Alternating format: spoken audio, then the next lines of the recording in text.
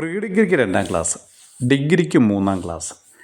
Party മോഹൻലാലിൻ്റെ മകൻ എന്ന ലേബൽ കൊണ്ട് MBA പഠനം. ഖജനാവിന് 378 കോടി നഷ്ടമുണ്ടാക്കിയ ഡീലിൻ്റെ കമ്മീഷൻ പണം കൊണ്ട് ലണ്ടനിൽ പഠനം. കുറഞ്ഞതൊരു 50 ലക്ഷം എങ്കിലും ആവും.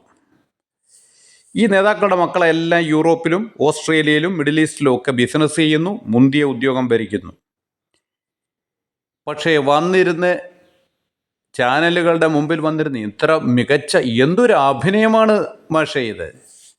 ഓസ്കാർ നേടിയ നടന്മാരെയൊക്കെ നിഷ്പ്രഭമാക്കുന്ന അഭിനയ ചാതുരി. ഇത് കണ്ടുകൊണ്ട് സോഷ്യൽ മീഡിയയിൽ മെഴുകുന്നതാരാ? ഇവരുടെ അടിമകൾ, കള്ളന്മാരായ പാർട്ടി മോലാളിമാരെ മെഴുകി വെളുപ്പിക്കുന്ന ചാവേറാവാൻ ഭക്തസംഘങ്ങൾ മത്സരിക്കുകയാണ്. ഈ അടിമക്കൂട്ടം തന്നെയാണ് ഈ പാർട്ടി മോലാളിമാരുടെ എല്ലാം ഏറ്റവും വലിയ മൂലധനം. ഇവരുള്ളിടത്തോളം കാലം ഇവന്മാർ അധികാരത്തിൽ തുടരും.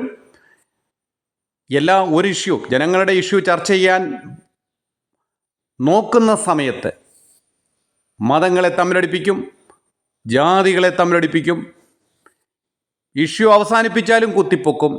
അതുകൊണ്ട് മറ്റു വിഷയങ്ങൾ ഇവർ മറച്ചു പിടിക്കുകയും ചെയ്യും. ഇവന്മാരാണ് ഡ്രാക്കുളമാർ, യഥാർത്ഥ ഡ്രാക്കുളമാർ.